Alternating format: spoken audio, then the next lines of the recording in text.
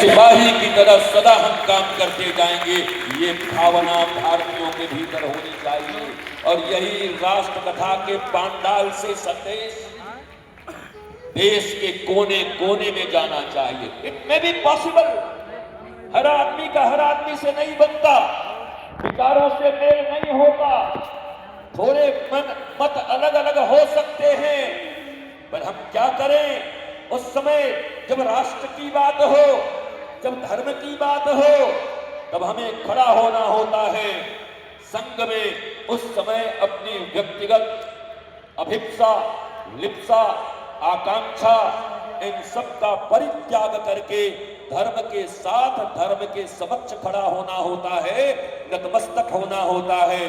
पर भीष्म ने इनकार किया और श्री कृष्ण ने अपनी लीला में उन्हें शिखंडी से मरवा करके कि तुम्हारे लिए तो शिखंडी ही काफी है, क्योंकि तुम साक्षात धर्म को देखने के बाद भी अपनी प्रतिष्ठा में अटके हुए हो कि हमने वचन दिया है, हम वचन का मान रखेंगे।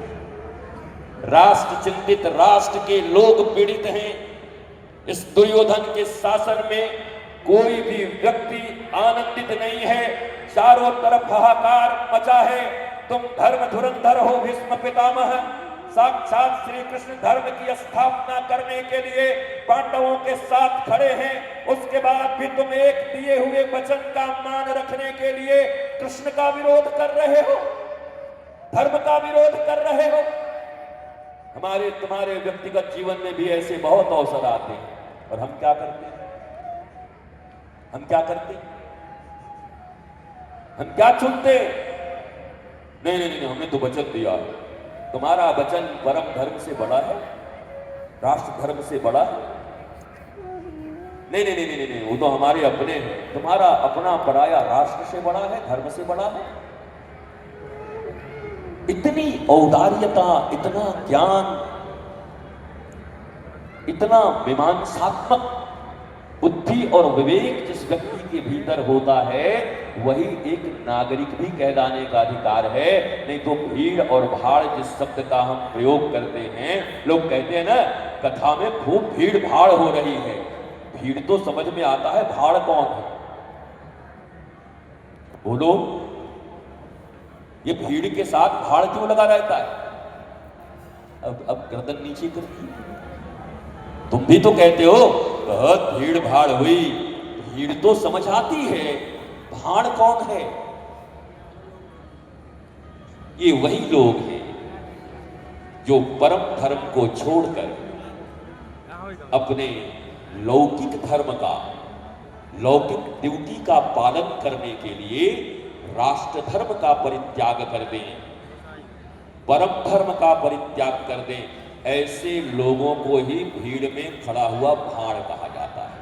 और बाकी भीड़ तो धर्म के पक्ष में है, और धर्म के पक्ष में कभी भीड़ खड़ी नहीं होती। धर्म के पक्ष में इंडिविजुअल अकेला खड़ा होना होता है। सारी भीड़ भी उधर हो तब भी हम खड़े रहेंगे। 100 के 100 कौरव, कुरुवंश के कौरव मारे गए 99, और 5 जो धर्म के साथ खड़े थे बच गए। संख्या नहीं जीतती।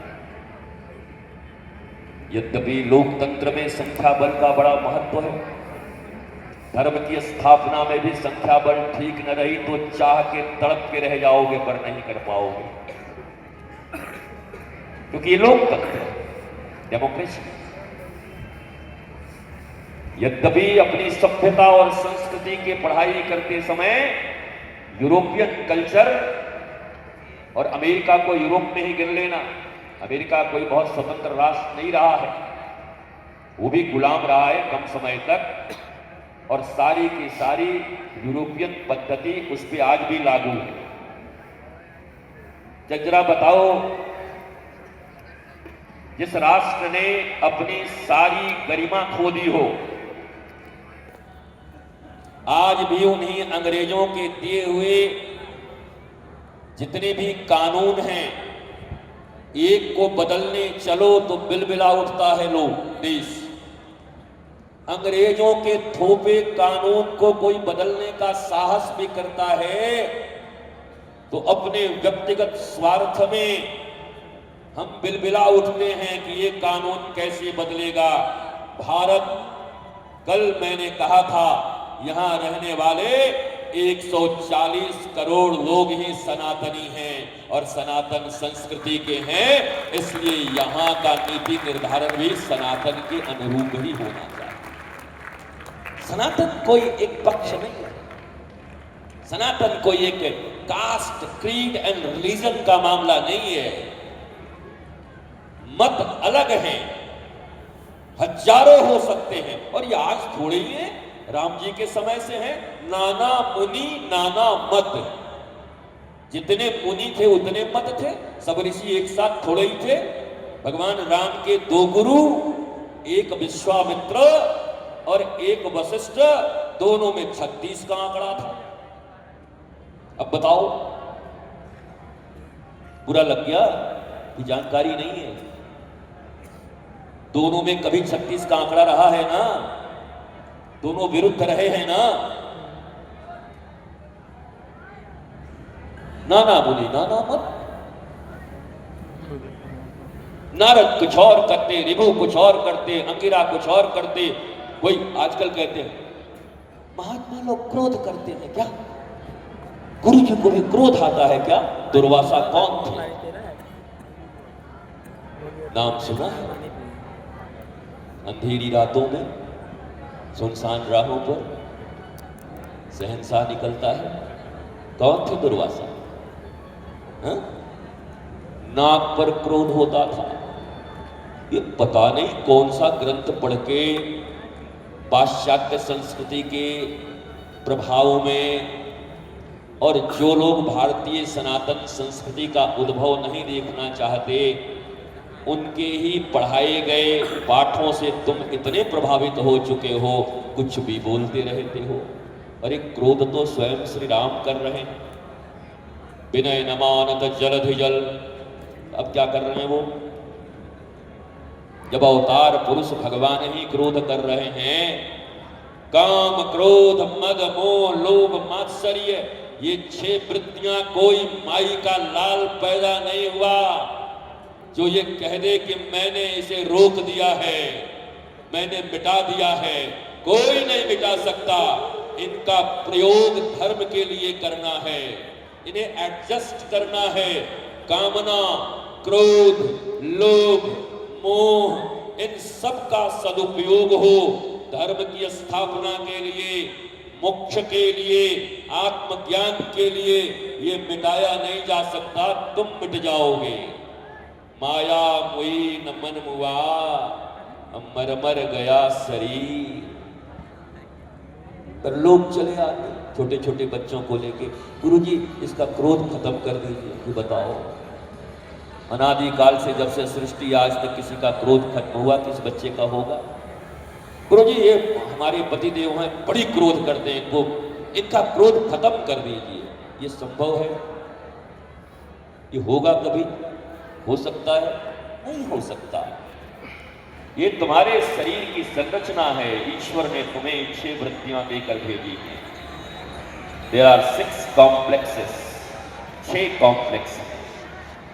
ड्राइवर अलग अलग हो सकता है। मैंने कल कहा था, परसों, किसी का काम ज्यादा होगा, किसी में क्रोध ज्यादा होगा, किसी में लोभ ज्यादा होगा, किसी में क्षोभ ज्यादा होगा, किसी में ईर्ष्या ज्यादा होगी।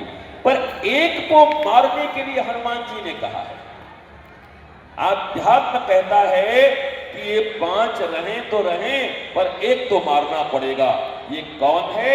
जिनके विषय में मैं कल चर्चा कर रहा था, वो सिंह का, जो नभ में उड़ रहे पंछियों के परछाई को पकड़ करके और नीचे उन्हें गिराकर उन्हें खाना चाहती थी।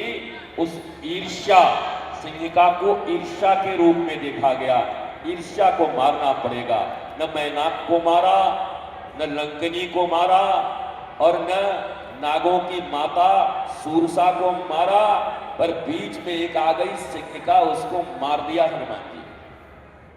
यह चिंतन का विषय है कि सबको समझाते जा रहे थे, एक मुक्के में सत्संग कराते जा रहे थे, किसी से चालाकी से बात कर रहे थे, पर इसको मार ही क्यों दिया? इसको भी छोड़ देते, इससे भी भजन करवा लेते। पर वैदांतिक सिद्धांत के अनुसार सिंहिका ईर्ष्या है। अपने कर्तव्य और कर्मों के बल पर ऊंचाई पर उठे हुए लोगों की छाया को पकड़कर उन्हें बदनाम करके नीचे गिराने वाले लोगों को ही सिंहिका कहा जाता है। और समाज में ऐसे सिंहिकाओं का रहना ठीक नहीं, बाकी तो सब बचे पर सिंहिका नहीं होनी चाहिए। ये हनुमान जी ने सुंदर कांड में दिखाया है।